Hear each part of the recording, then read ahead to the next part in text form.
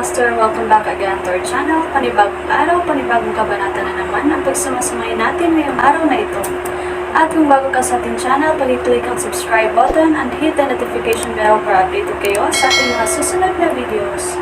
So mga Master, bago natin simulan ang ating kabanata ngayong araw na ito, huwag po sana natin skip yung ads mga Master, no, dahil malaking bagay na po yan sa ating munting channel. So simulan na natin kabanata ngayong araw na ito. Let's go! Kabanata 4051-4060. Kabanata 4051. Naramdaman din ni Hachan na pilit na pinataas ni Bruce ang kanyang ranggo at lakas ng cultivation. Tumawa siya ng mapanokso at sinabing, "Akala mo ba may iligtas mo sila mula sa Hopeless City gamit ang iyong hindi mapagkakatiwalaang quasi-acme rank?" Itinaas ni Bruce ang kanyang malaking kutsilyo, at ang talam ay kumikinang ng maliwanag.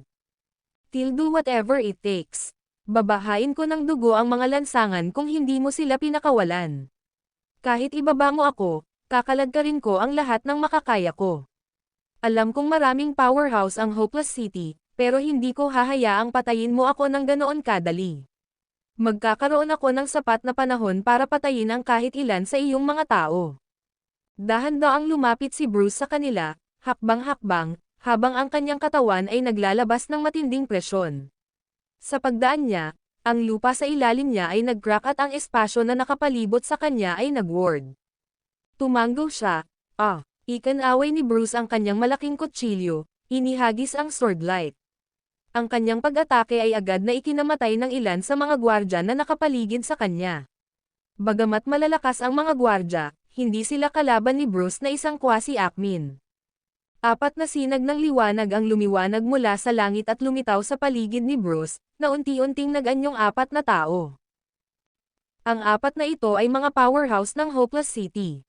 3 sa kanila ay quasi-acmins, at ang natitira ay ang pinakamataas na 9-power macrocosm ancestral god. Agad nilang kinulong si Bruce. Nagmamasid si James mula sa malayo at umiling, sinabing, siguradong bastos siya. Kusa niyang sasakupan ang Hopeless City. Kahit naubusin niya ang enerhiya mula sa kanyang kaluluwa para pansamantalang makapasok sa quasi-acme rank, nalilinlang siyang isipin na kaya niyang iligtas ang kanyang mga kamag-anak ng mag-isa. Sa labas ng lungsod, sumiklab ang isang matinding labanan. Sabay-sabay na inatake ng apat na powerhouse si Bruce. Alam ni James na natalo si Bruce. Kahit na nagawa niyang pumatay ng ilang mga gwardya, sa huli ay mahuhuli siya o papatayin.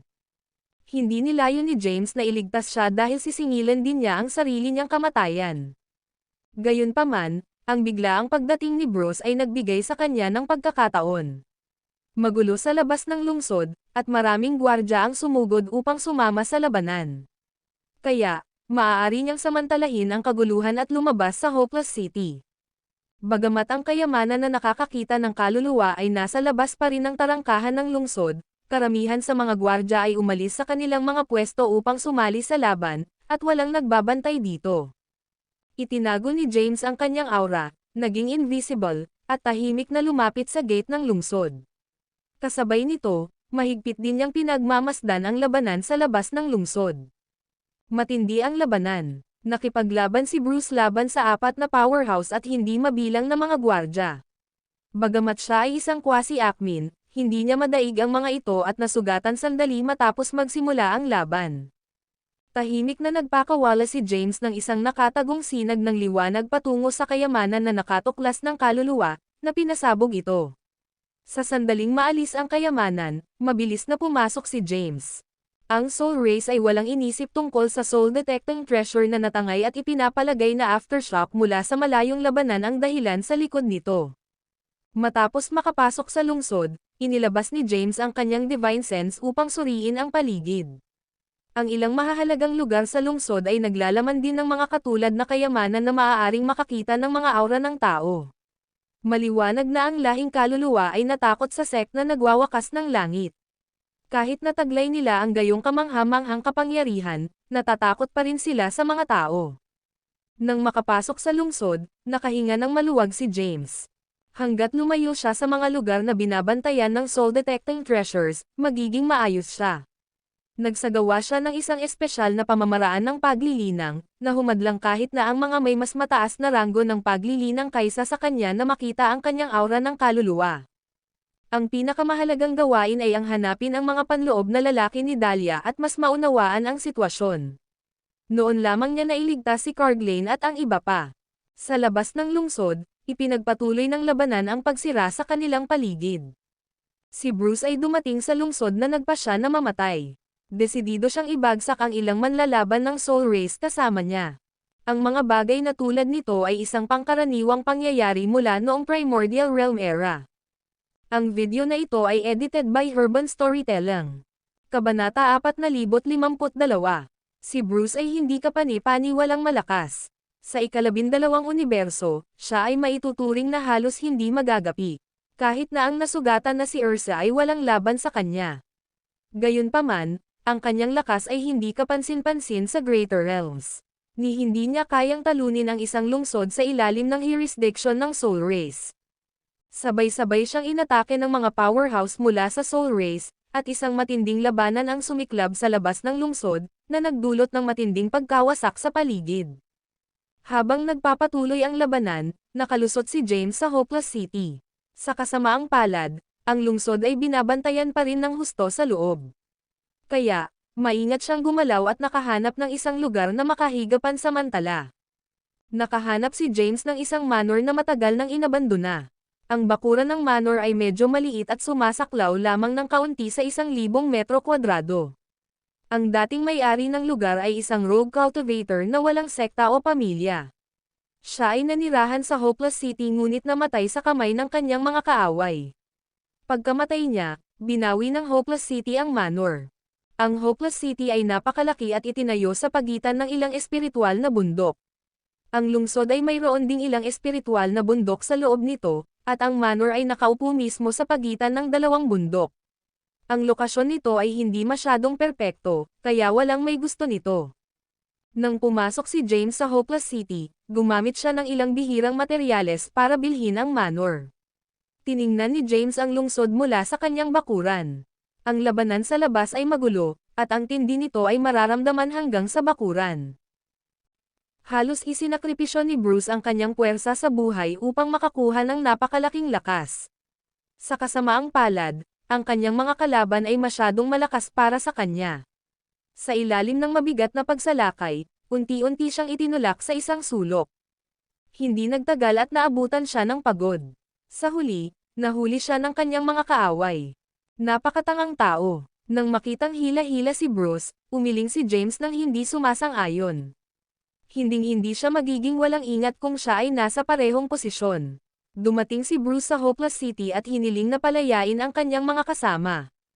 Hindi lamang niya nabigo na iligtas ang mga ito, kundi inilagay niya sa panganib ang kanyang sarili. Ngayong nahuli na ang tanga, isa pang tao ang idinagdag sa listahan ng mga taong kailangan kong iligtas. Nakakainis. Pinisil ni James ang tungki ng ilong niya. Ang isang maswerteng bagay mula sa kinalabasan na ito ay na ang kayamanan na nakakakita ng kaluluwa sa tarangkahan ng lungsod ay naalis pagkatapos na madala si Bruce. Tila inilabas ito ng Hopeless City para mahuli si Bruce. Natakot sila na siya ay pumuslit sa lungsod at isagawa ang kanyang paghihiganti. Ngayong nahuli na si Bruce, wala na silang nakitang dahilan para itago ang kayamanan doon. Matapos maalis ang kayamanan na nakakatuklas ng kaluluwa, nakahanap din ng pagkakataon si Dahlia, na naghihintay sa labas ng lungsod, upang makalusot sa lungsod. Pagkatapos, sinundan niya ang bakas na iniwan ni James upang muling makasama siya. Sa loob ng isang silid sa manor, hinawakan ni Dahlia ang kamay ni James at nakikiusap, "Pakiusap, iligtas mo si Bruce. Nakikiusap ako sa iyo, pakiusap." Nasaksihan ni Dahlia ang labanan mula sa labas ng lungsod. Gayunpaman, hindi siya nang ahas na makialam. Madakip sana siya agad kung magpapakita siya. Nakatingin lang siya nang walang magawa habang nakakulong si Bruce. Walang magawang sinabi ni James, bulagan siyang sumumpa sa kanyang sarili. Paano ko siya ililigtas ngayong lahat ay nakakulong na ng Soul Race? Inaasahan mo bang susundan ko ang kanyang mga yapak at sunggaban? Isang sandata para hamanin sila sa harap. Patay na ako bago ako makarating sa kanilang punong tanggapan. Natahimik si Dahlia, naluluhang tumingin kay James, at nagtanong, kung gayon, ano ang dapat nating gawin? Umupo si James at sinabing, kailangan nating mangalap ng maraming impormasyon hanggat maaari sa ngayon. Makipag-ugnayan sa iyong mga especially iya at makakuha ng maraming impormasyon hanggat maaari tungkol kay Bruce, Carglane, at sa kinaroroonan ng iba. Sige, makikipag-ugnayan ako sa kanila kaagad. Agad namang tumango si Dahlia. Bahagyang iwinagayway ni James ang kanyang kamay at sinabing, okay. Umalis ka na. Maghihintay ako dito para sa ilang magandang balita. Dali-daling umalis si Dahlia nang walang pagkaantala.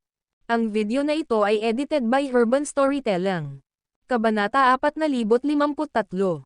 Binago ni Dahlia ang kanyang hitsura, at ginamit ang cultivation method na natutunan niya kay James para itago ang kanyang soul aura. Hanggat lumayo siya sa mga lugar na may mga kayamanan na nakakatuklas ng kaluluwa, may itatago ang kanyang pagkakakilanlan bilang isang tao. Umalis si Dahlia sa courtyard house, habang hinihintay ni James ang kanyang pagbabalik sa kwarto. Sinimulan niyang pag-isipan ang lahat ng nangyari. Sa ika-12 universo, siya ay itinuturing na tugatog ng lakas. Gayunpaman, siya ay hindi gaanong mahalaga sa Greater Realms at hindi man lang matalo ang isang elder mula sa Soul Race. Gusto niyang maghasik ng hindi pagkakasundo sa Greater Realms, ngunit napatunayang mas mahirap iyon kaysa sa inaakala niya. Nagsimulang gumawa ng mga plano si James. Ang prioridad niya sa sandaling ito ay itaas ang kanyang cultivation na ranggo hanggat maaari at maabot ang ika-7 yugto ng Omniscience Path. Tinitimbang din niya kung itutuloy niya ang paglinang ng kanyang Chaos Power at makuha ito sa Quasi-Acme rank.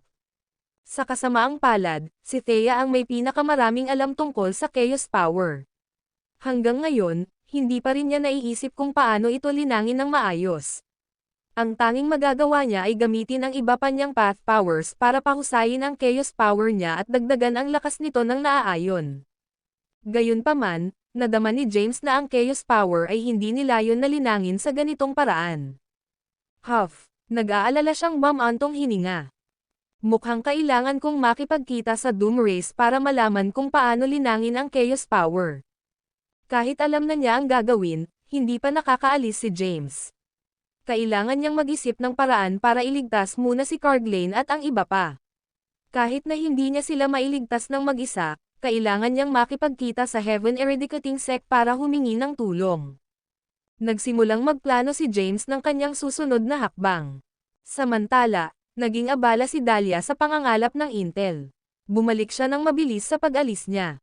Sa 3 araw, bumalik siya sa looban ng bahay.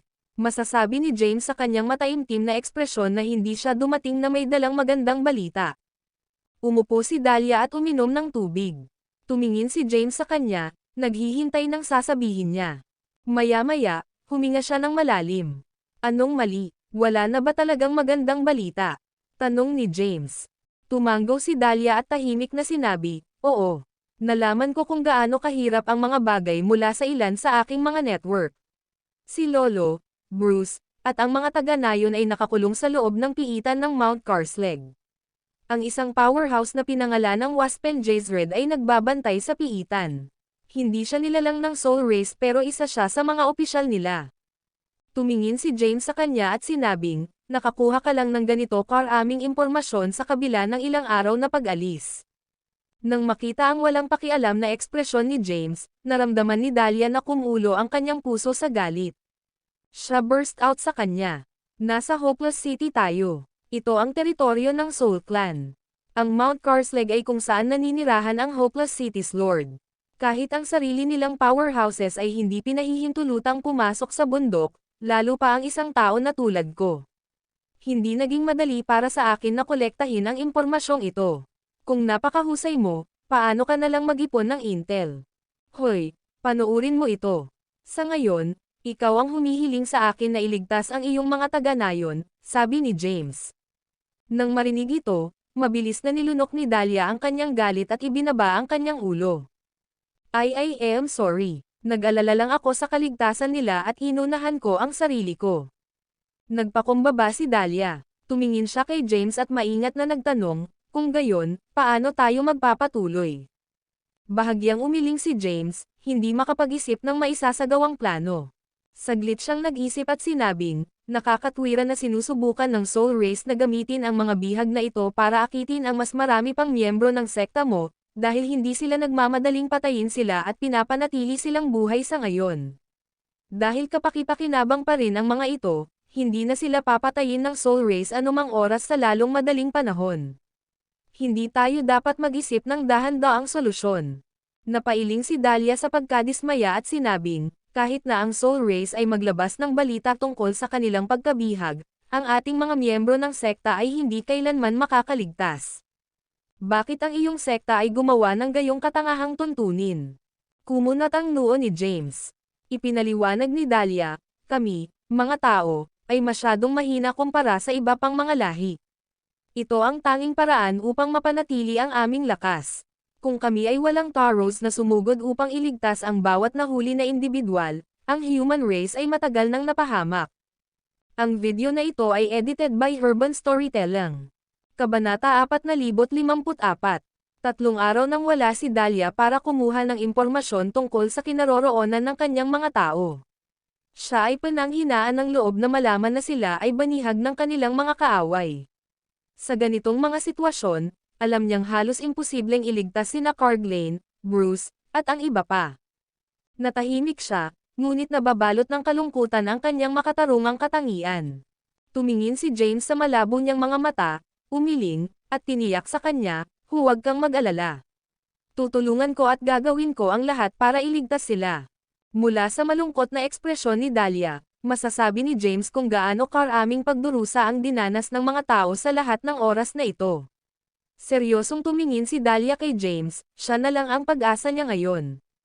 Magpahinga ka muna, lalabas ako para mamasyal. Pagkatapos magsalita ni James, tumayo siya at naglakad palabas ng courtyard house. Nagpatuloy siya sa pagtungo sa buhay na mga lansangan ng lungsod. Ang Hopeless City ay maunlad at puno ng buhay. Maraming pamilya ng Soul Race ang naninirahan sa mga espiritual na bundok sa paligid ng lungsod. Bukod sa kanila ay may iba pang lahi na piniling lumipat doon. Karamihan sa mga powerhouse ay nananatili sa paligid ng kani-kanilang espiritual na mga bundok at mamasyal lamang sa paligid ng lungsod kapag sila ay may libreng oras. Nagtungo si James sa direksyon kung saan matatagpuan ang Mount Carslake at kalaunan ay nakarating sa mga tarangkahan ng bundok. Ang Mount Carslake ay ang pundasyon ng Hopeless City at kung saan matatagpuan ang base camp ng City Lord, Hachan. Ilang quasi-akmin ang nanirahan sa lungsod kasama ng ilang iba pang mga powerhouse sa tuktok ng Macrocosm Ancestral God Rank. Sa Mount Carslake, bukod sa Hachan, mayroong isa pang powerhouse na pinangalan ng Waspen. Sa kabila ng Mount Carslake na mayroon lamang 2 powerhouse na nakatayo doon, kung may mangyayari, kakailanganin lamang ng maikling sandali para sa lahat ng mga powerhouse sa Hopeless City na magmadali sa kanilang suporta. Tumayo si James sa labas ng Mount Carslake at tumingin sa mga gwardya na nagpapatrolya sa labas. Ito ay isang mahirap na pagliko ng mga kaganapan para sa kanya. Ang tanging naiisip niya ay ang makalusot sa Mount Carslake at subukang lumapit sa piitan. Susunod, kailangan niyang makuha ang tiwala ni Waspen kahit papaano at palihim na ilalabas ang lahat sa piitan. Hanggat mapapalaya sila ni James, tiwala siyang mailalabas niya sila ng lungsod ng ligtas. Gumagala si James sa labas ng Mount Carslake. Pagkatapos magpasya sa mga magaspang na detalye ng kanyang plano, bumalik siya sa looban ng bahay. Paano nangyari? Nag-aalalang tanong ni Dahlia sa kanya pagkabalik niya. Umupo si James at sinabing, mayroon akong ideya. Ano ito? Napatingin sa kanya si Dahlia. Ibinahagi ni James ang kanyang mga iniisip at ang kanyang plano sa ngayon. Ito lang ang aming opsyon, at kakailanganin ko ang iyong tulong upang maisakatuparan ito. Kailangan kong gamitin mo ang iyong mga intelligence network para malaman kung sino ang mga malalapit na kontak ni Waspen.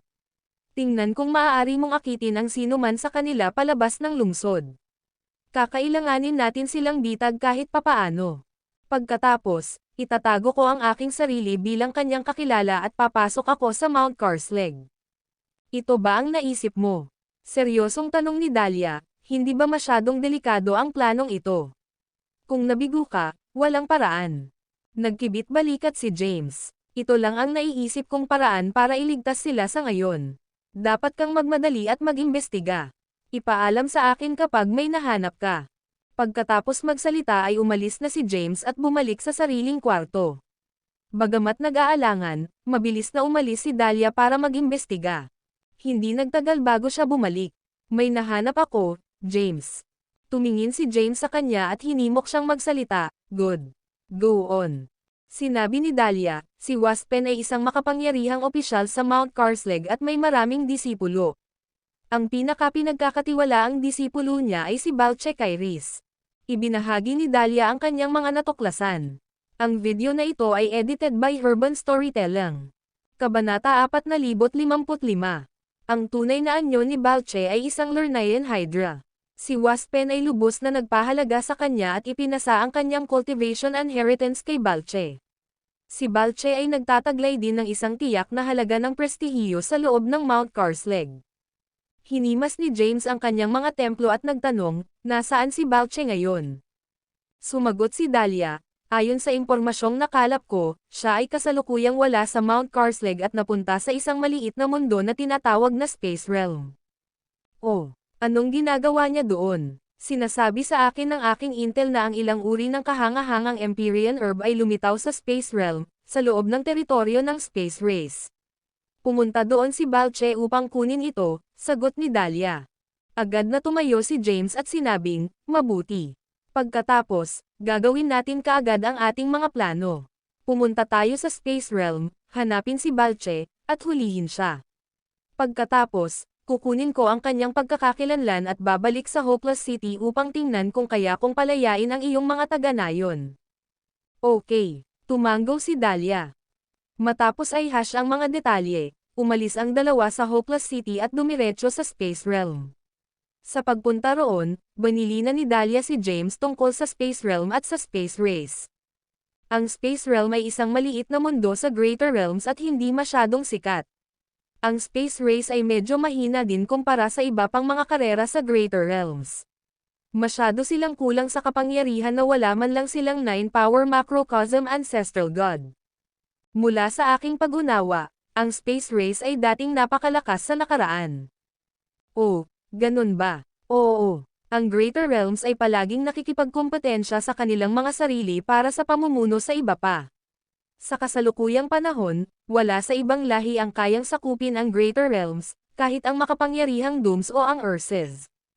Gayunpaman, mayroong isang tiyak na panahon kung saan ang Space Race ay nagkaisa at namuno sa Greater Realms. Bakit wala na silang kapangyarihan ngayon? Tanong ni James.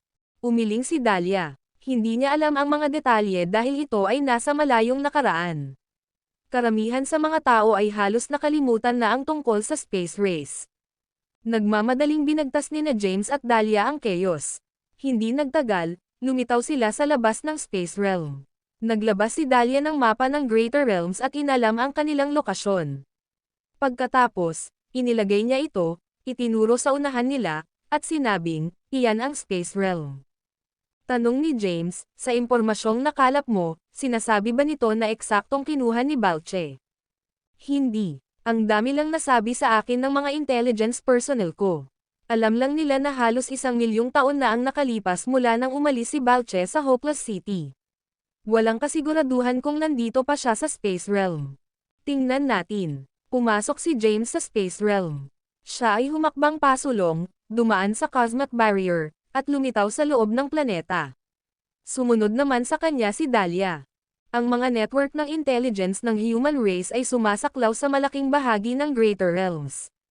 Maraming tao ang nagtago sa loob ng mas maliliit na mundo para maiwasang habulin ng 10 Great Races.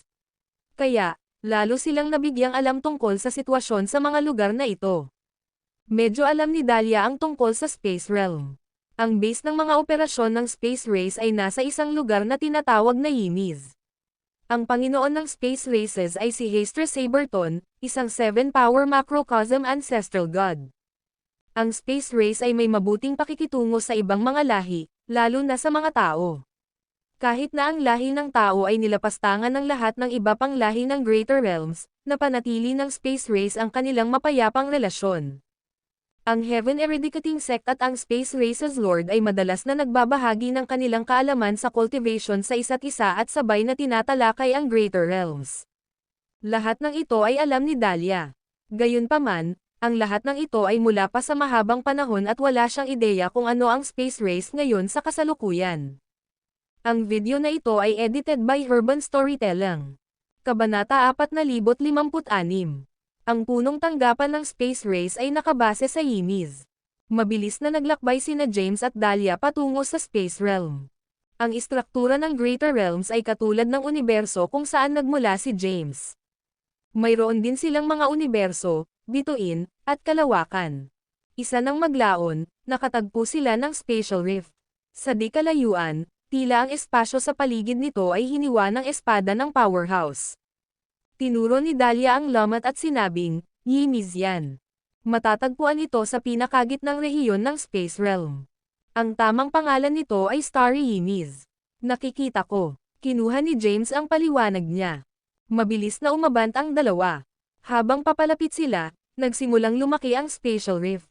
Sa pamamagitan ng lamat, nakita ni James ang hindi mabilang na mga bituin. Ang bawat bituin ay napakalaking-laki at nag-imbak ng saganang enerhiya mula sa langit at lupa. Ito ay isang angkop na lugar upang manirahan. Dumating ang dalawa sa labas ni Starry Yimis.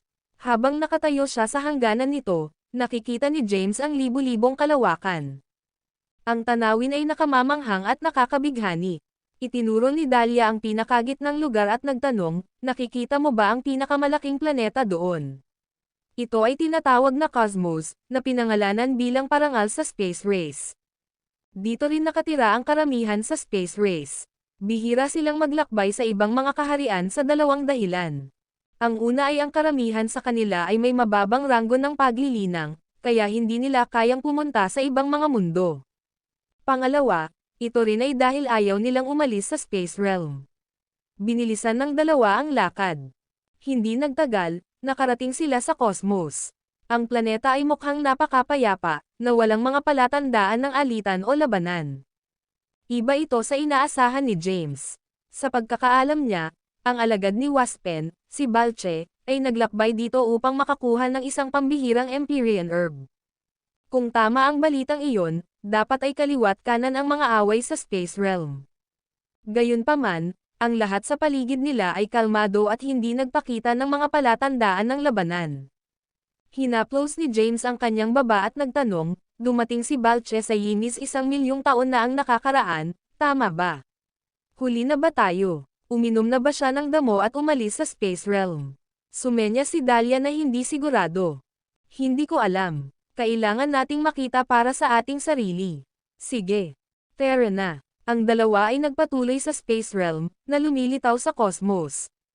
Sa sandaling makapasok sila sa planeta, nakaramdam si James ng kakaibang puwersa. May ilang mystical force sa hangin, bulalas niya sa gulat. Paliwanag ni Dahlia, stellar power ito. Ang space realm ay may pinakamalakas na stellar power. Gayunpaman, ang stellar power ay mahirap linangin at nangangailangan ng isa na matuto ng kakaibang paraan ng paglilinang. Karamihan sa mga pamamaraan ng paglilinang na ito ay nabibilang sa space race. Tulad ng inaasahan mula sa Greater Realms. Kahit na ang isang maliit na mundo na tulad nito ay hindi mabilang na mas malakas kaysa sa ating universo. Napabuntong hininga si James. Nang marinig ito, nag-isip si Dahlia kay James at nagtanong, talaga bang nagsasabi ka ng totoo? Dumating ka ba dito mula sa primordial realm? Namatay ba ang mga dating powerhouse ng human race at naging universe seeds para bumuo ng mga bagong universo? Malalaman mo sa hinaharap, hindi na nagdetalye si James at diniinan pa. Matapos ang sunod-sunod na hindi magandang pangyayari na naging dahilan ng pagkakahuli sa kanyang angkan, nag-ingat si Dahlia sa kanya at hindi nagtiwala sa kanya. Pakiramdam niya ay bingi ang kanyang paliwanag at sa gayo'y itinago niya ang kanyang mga salita sa kanyang sarili. Pagkatapos lumitaw sa base ng space race, napansin ni James ang hindi mabilang na espiritual na mga bundok at lungsod na itinayo sa lahat ng dako. Ang isang malaking bilang ng mga nilalang mula sa space race ay naninirahan sa mga lugar na ito. Hindi alam ni James kung ano talaga ang hitsura ng space race, ngunit sa masasabi niya, karamihan sa kanila ay nagpatibay ng mga anyo ng tao. May nararamdaman ako. Sa sandaling iyon, naramdaman ni James ang isang labanan sa isang lugar. Ang kanyang divine sense ay nakakuha ng isang malakas na shockwave mula sa labanan na nagmumula sa isang espiritual na bundok. Tingnan natin. Agad siyang sumugod sa espiritual na bundok, kung saan naramdaman niya ang kaguluhan. Ang video na ito ay edited by Urban Storytelling. Kabanata 4057. Hindi nagtagal, dumating si James sa labas ng espiritual na bundok kung saan sumiklab ang isang matinding labanan. Dalawang malalaking hukbo ang nakikipaglaban sa isa't isa, at daan-daang sundalo ang nakibahagi sa labanan. Ang paligid na lugar ay wasak sa bituka. Agad na nakilala ni Dahlia ang lugar at sinabing, malamang ito ang base ng space race. Nagdala si Balche ng isang hukbo mula sa Soul Realm upang kunin ang damo ngunit hindi makalusot sa pagbuo ng bundok ng space race. Ginagawa nitong mas simple ang mga bagay.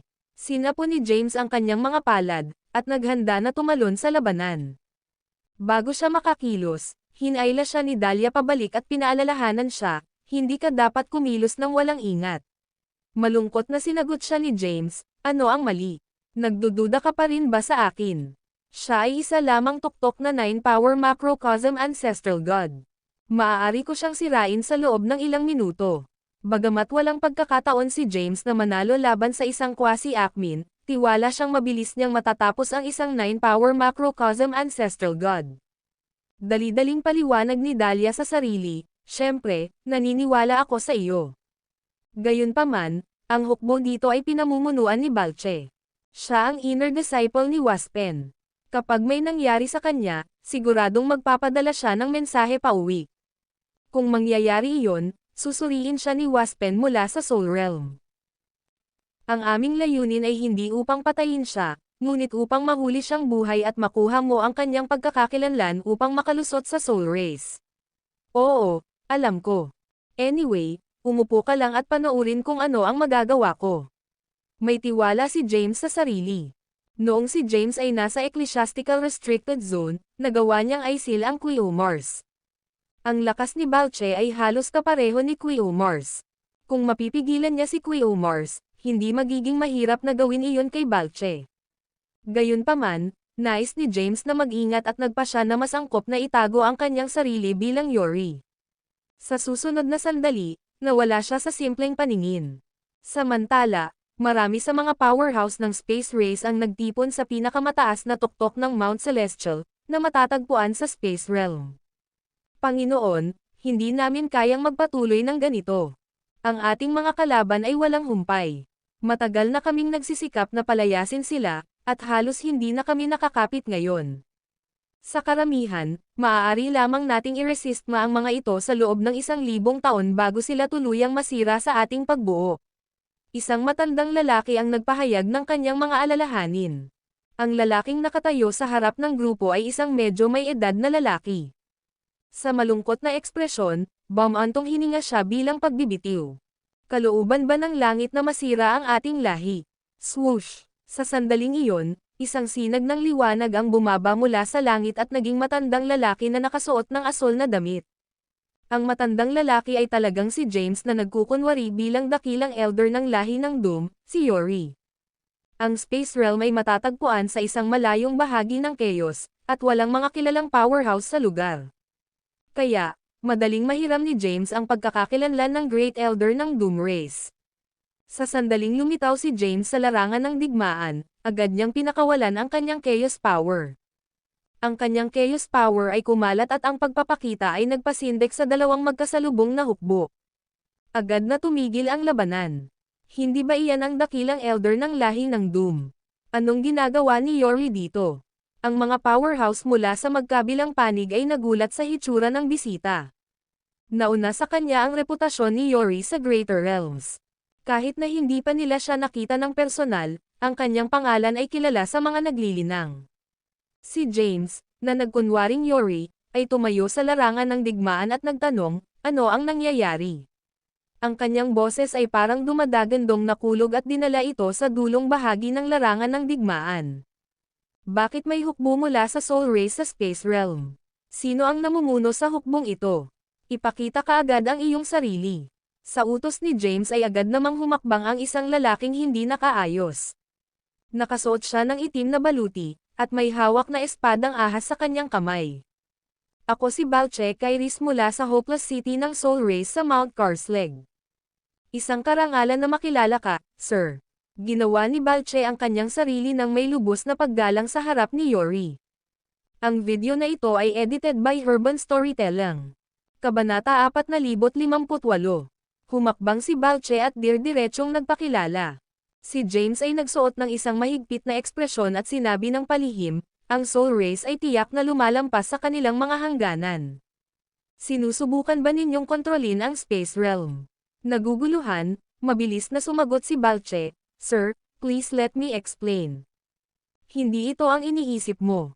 Natuklasan namin na ang Space Race ay lihim na nakikipagsabuatan sa human race, kaya nagtipon kami ng isang hukbo upang gumanti. I'll investigate this matter myself. Aisil kaagad ang iyong cultivation base. Ibabalik kita sa Soul Race at hihingi ng paliwanag sa Panginoon nila, sabi ni James.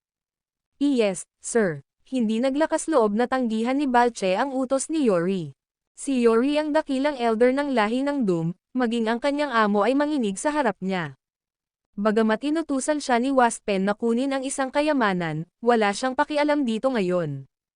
Agad na tinatakan ni Balche ang kanyang cultivation base. Pagkasunod niya, ngumiti si James ng mahina. Ang pagbabalat kayo bilang dakilang elder ng lahi ng Doom ay lubhang kapakipakinabang, at dinasarmahan niya si Balche ng walang kahirap-hirap. Matapos ay seal ni Balche ang kanyang cultivation base, pinalakas ni James ang pagkakatali. Pagkatapos, tinawag niya ang Malevolent Sword, iwinagayway ito ng ilang beses, at pinakawalan ang maliwanag na sword energy. Ang sword energy ay tumawid sa larangan ng digmaan, na agad na pinatay at nasugatan ang marami sa mga sundalo ng Soul Race. Agad na nagbago ang ekspresyon ni Balche, at galit na tumili, anong ginagawa mo, sir? Bakit mo sila pinatay? Sinusubukan ba ng Doom Race na magsimula ng digmaan sa Soul Race? Hindi siya pinansin ni James at pinatay ang iba pang mga sundalo ng Soul Race. Ang hukbo ng Soul Race ay binubuo ng parehong malalakas at mahihinang sundalo. Ang malalakas ay Macrocosm Ancestral Gods, at ang mahihina ay Ancestral Gods. Sa kabila noon, wala ni isa sa kanila ang makalaban sa mga atake ni James. Napatulala sa eksena ang lahat na nanunood mula sa pinakamataas na tuktok ng Space Mount Celestial. Naguguluhan sila sa nangyayari at walang ideya kung bakit pinatay ng Great Elder ng Doom Race ang hukbo ng Soul Race.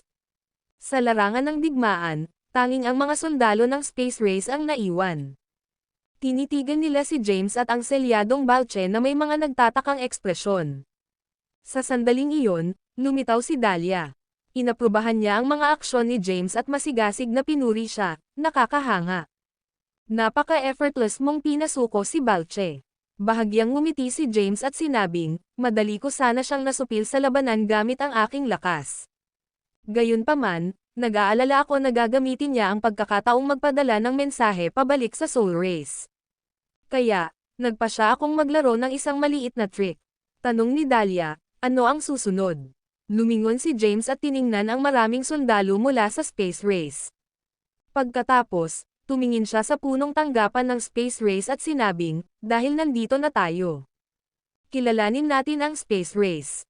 Ungol ni Balche. Sir, sinisira mo ang sarili mong lahi.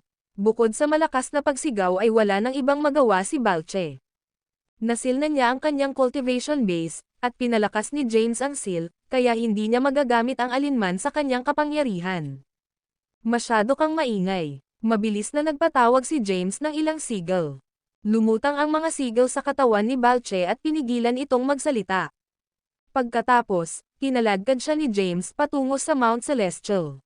Nasaksihan ng lahat ng mga powerhouse ng Space Race ang lahat. Panginoon ko, narito si Yori. Dapat ba nating buksan ang formation at papasukin siya?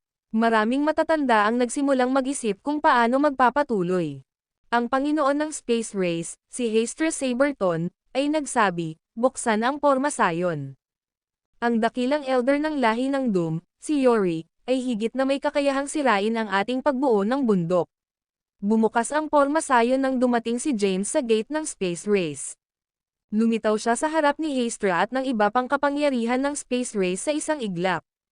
Ang mga powerhouse ng Space Race ay hindi nang ahas na galitin ang dakilang elder ng Doom Race, kaya kumilos sila ng may paggalang sa harap niya. Ang video na ito ay edited by Urban Storytelling. Kabanata 4059. Isang karangalan na makilala ka, sir. Casual na inihagis ni James si Balche sa lupa at itinanam pa siya ng ilang seagull. Agad na nawalan ng malay si Balche. Pagkaraan, bumalik si James sa kanyang orihinal na anyo. Marami sa mga powerhouse ng space race ang nakatitig kay James dahil sa gulat. Sino ka? Naguguluhang tumingin si Hastre kay James. Si Yori, ang dakilang elder ng lahi ng Doom, ay biglang nagbago bilang isang hindi kilalang tao. Ang pagkakasunod-sunod ng mga kaganapan ay nabigla sa Space Race's Lord. Bago makapagsalita si James, humakbang si Dahlia, hinawakan ang kanyang mga kamay, at sinabing, "Ako si Dahlia Luwaz mula sa human race." Mga tao, nakatitig kay James at Dahlia ang mga powerhouse ng Space Race. Tumanggo si Dahlia at sinabing, "Nabalitaan ko na may problema ang Space Race at dumating para tumulong." Kung gayon, sino ang lalaking ito? Maingat na tinignan ni Hastre si James. Naramdaman niya ang chaos power ni James at sigurado siyang galing siya sa Doom Race. Ano ang ginagawa ng isang lalaki ng Doom Race sa isang babaeng human race? Kinasusuklaman ng human race ang iba pang malalaking lahi. Nakangiting sabi ni James, "Ako si James Caden. Tao din ako. Isang tao na may chaos power." Lalo lang nalito ang mga powerhouse ng Space Race. Hindi na nagdetalye pa si James at binago ang paksa, sinabing, "Narinig ko ang isang malakas na kayamanan na lumitaw sa teritoryo ng Space Race, at ang Soul Race ay dumating upang kunin ito para sa kanilang sarili." Oo, iyon lang talaga ang nangyari. Dahil iniligtas sila ni James, walang itinago si Hastre sa kanilang mga tagapagligtas. Bumantong hininga siya at tapat na sumagot, "Sa loob ng hindi mabilang na taon, sinubukan naming maging mahinahon at iniiwasan ang hidwaan sa ibang lahi. Wala akong ideya kung paano nalaman ng Soul Race ang tungkol sa ating kayamanan." Anong uri ng kayamanan ito? Curious na tanong ni James. Napabuntong hininga si Hastre at sinabing, "Tulad ng narinig mo, ito ay talagang isang kahanga-hangang Empyrean herb. Sa kasamaang palad, wala itong silbi sa ating lahi." Tanong ni Dahlia, "Bakit mo nasabi?" Mahabang paliwanag para dito. Magiliw na sumenya si Hastre at sinabing, "Pakipasok sa loob ng bulwagan. Ipaliwanag mo lahat doon ng dahan-dahan." Sabay na pumasok sina James at Dahlia sa bulwagan, sinundan si Hastre mula sa likuran.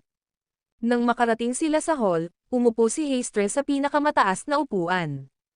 Sinimulan niyang alalahanin ang mga nakaraang alaala, pagkatapos ay sinabing, "Ang lahat ng ito ay nagmula sa sinaunang panahon nang ang ating lahi ay naghari sa Greater Realms." Nakinig ng mabuti sina James at Dahlia. Sabi ni Hastre, "Isang napakakapangyarihang tao ang kabilang sa ating lahi noon. Siya ay hindi magagapi at itinuturing na pinakamalakas na tao sa Greater Realms. Ang kanyang pangalan ay Sevrian Quid. Nagkaroon siya ng isang mahusay na relasyon sa isa sa mga powerhouse ng human race. Nang bumisita ang human powerhouse na ito sa ating teritoryo, napansin niyang kakaiba ang ating Empyrean spiritual energy at nagtanim ng binhi sa ating plantasyon. Hindi kailanman ipinaliwanag ng powerhouse kung ano ang binhi.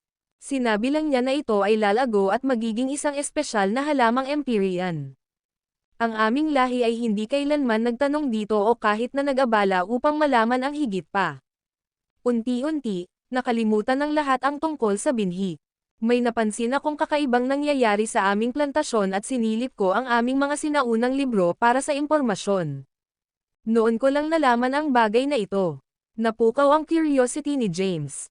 Nabanggit ni Dahlia na ang Space Race ay dating namamahala sa Greater Realms sa loob ng ilang panahon. Kung bakit sila tumanggi sa kanilang kasalukuyang estado, wala talagang nakakaalam ng dahilan. Hindi rin niya inaasahan na ang Space Race at ang human race ay nasa ganoong amicable terms. Sino ang powerhouse na nagtanim ng binhi? Si Soren Playman ba? Tanong ni James. Marahang umiling si Hastre at sinabing, "Noong panahon ni Soren, ang ating lahi ay nahulog na sa kapahamakan." Tungkol naman sa pangalan ng powerhouse, hindi na itala ang kanilang mga detalye sa ating mga sinaunang aklat. Gayunpaman, nabanggit na siya ay tinawag bilang banal na emperador. Masyadong malayo ang mga pangyayaring ito sa nakaraan. Napakalayo ng nakaraan kaya't matagal na silang nakalimutan ng mga nilalang ng Greater Realm. Walang nakaalala sa maunlad na panahon ng space race at alam lamang ang kasalukuyang kalagayan ng 10 Great Realms. Ang video na ito ay edited by Urban Storytelling. Kabanata 4,060. Sa pamamagitan ng kanilang simpleng pag-uusap, nalaman ni James ang tungkol sa pangkalahatang kasaysayan ng space race. Nalaman din niya ang tungkol sa Empyrean Herb na iniwan ng isang powerhouse ng human race matagal na ang nakalipas sa plantasyon ng space race. Walang nakakaalam ng pangalan ng taong ito, ngunit may mga talaan tungkol sa kanya sa mga sinaunang aklat ng space race na tinatawag na Holy Emperor. Sa kasamaang palad, ang Empyrean Herb sa kanilang plantasyon ay hindi maubos ng space race. Napabuntong hininga si Hastra at sinabing, maganda raw ang isang mahiwagang Empyrean Herb na tumutubo sa aming taniman. Gusto naming hintayin itong ganap na mag-mature bago makipag-ugnayan sa mga powerhouse ng human race. Binalak naming ibalik ito sa kanila. Sa hindi inaasahan, ang race ay napatingin dito at nagpadala ng isang hukbo upang salakayin kami. Kanina pa kami nagtatanggol sa kanila. Marami na tayong nasawi, at marami sa ating mga natitirang sundalo ang nasugatan. Anong klaseng Empyrean Herb ito? Maaari mo ba akong dalhin upang makita ito? Na-curious si James tungkol sa Empyrean Herb. Gaano special ang halamang ito? Ito ba ay nauubos lamang ng mga tao? Isip ni James. Oo naman. Sa ganitong paraan, pakiusap. Sumenya si Hastra na sumunod sila sa pagkatapos, tumayo siya at inakay si James at Dahlia sa taniman. Ang plantasyon ng space race ay napakalaki at sumasakop sa isang lugar na mas malaki kaysa sa isang planeta na katamtaman ang laki. Sa plantasyon ay hindi mabilang na mga halamang gamot, marami sa mga ito ay mga halamang microcosm. Pagpasok pa lang ni James sa taniman, nakita niya ang mga makukulay na halamang Empyrean at prutas. Ang kanilang matamis na aroma ay sumalubong sa hangin ng taniman. Inakay ni Hastra si James sa gitna ng taniman. Ang gitnang rehiyon ay isang bukas na espasyo. Ang lupa sa lupa ay makulay, at isang maliit, mystical na puno ang tumutubo sa gitna. 1 metro lang ang taas ng puno, isang puno lang ang puno at walang mga sanga. Tumubo mula sa puno ng kahoy ang ilang malagatas na puting dahon. Ang mga dahon ay may mga guhit, na malinaw na nakikita. Isang prutas din ang makikitang tumutubo mula sa tuktok ng puno. Kasing laki ito ng kamao at hugis itlog. Ito ay may kulay gatas na puti at naglalabas ng mahinang kinang. Naramdaman ni James ang isang mahiwagang kapangyarihan na nagmumula sa puno habang papalapit siya. Agad na bumukas ang kanyang mga pores, at naging aktibo ang kanyang mga selula. Sa sandaling iyon, ang kanyang isip at katawan ay nakaka-relax, na nagpapaginhawa sa kanyang pakiramdam. Ano? Nagulat si James. Napakagandang kapangyarihan. Si Hastra at ang ilan sa mga powerhouse ng space race ay hindi maiwasang mapasulyap kay James ng may pagtatanong. Itinuro ni Hastra ang maliit na puno at sinabi, ang halamang iyon ay tumubo mula sa mahiwagang binhi na ibinaon ng banal na emperador sa ating taniman. Pagkaraan ng maraming taon, sa kalaunan ay lumaki itong maliit na punong ito. Ang isa pang iginagalang na elder ng space race ay pumasok. Sa sandaling ito ay namumulaklak, naramdaman namin ang napakahiwagang kapangyarihan mula dito. Hinanap namin ang lahat ng aming sinaunang aklat at sa wakas ay nakahanap kami ng ilang hindi malinaw na impormasyon tungkol dito. Tinanong ni Dahlia, ano ba talaga ang punong ito? Ipinaliwanag ni Hastra, ayon sa ating mga sinaunang talaan ito ay tinatawag na puno ng buhay, samantalang ang bunga nito ay tinatawag na bunga ng buhay. Ang bunga nito ay nagtataglay ng makapangyarihang buhay. Maaari lang maubos ang kapag mahina at pagod na ang isa. Ang pagkonsumo nito kapag ang isa ay puno ng enerhiya ay magiging backfire at magreresulta sa kabaligtaran na epekto. Ang sigla at potensyal ng human race ay pinakialaman at naputol. Matapos maabot ang isang tiyak na antas, hindi na maaaring umunlad pa ang mga tao. Kaya nga sabi ko walang silbi sa atin ang bunga ng buhay. Agad namang nagningning ang mga mata ni James. Nahirapan siyang makapasok sa ika-6 na yugto ng Omniscience Path at mas nahirapan siyang makapasok sa ika-7 yugto.